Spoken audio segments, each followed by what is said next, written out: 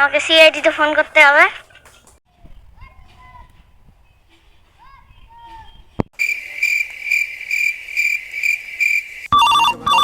उठाइए ना। Hello, CID ACP Bardhaman here. লাশ, চলো তাড়াতাড়ি যাইতে লাগবে, লাশ পাওয়া গেছে।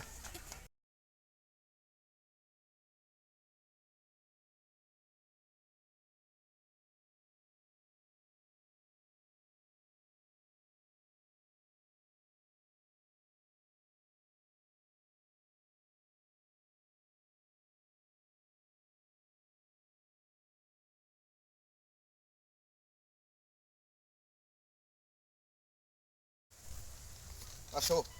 আচ্ছা দাদা, লাশটা কে পেয়েছে? আমি এখানে পেয়েছি। এইখানে পেয়েছো? দেখি অভিজিৎ দয়া লাশটাকে চেক করে।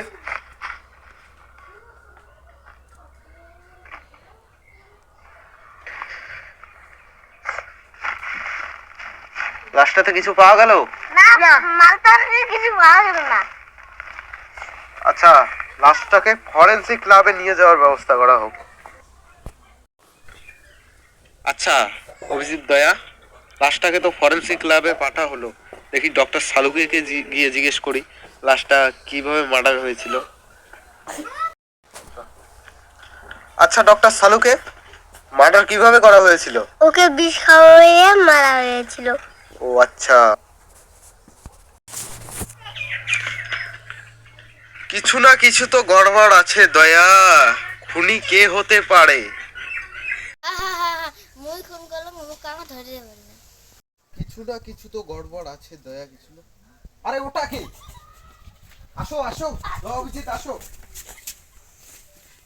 আচ্ছা, তুমি আমাদের দেখে পালাচ্ছিলে কেন? আমি খুন করেছি। তুমি খুন করেছো? দয়া, অভিজিৎ, দয়া, অভিজিৎ, তাহলে একে ল্যাবে নিয়ে চলো।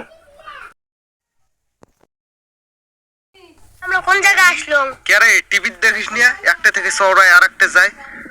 আচ্ছা তুই খুন করছিস কে ক? মেলা শোনা ছিল। ও, তো সোনার লোভ না? তাহলে এনে কি শাস্তি দেওয়া যায় অভিজিৎ? ফাঁসি। তোর আজকে ফাঁসি।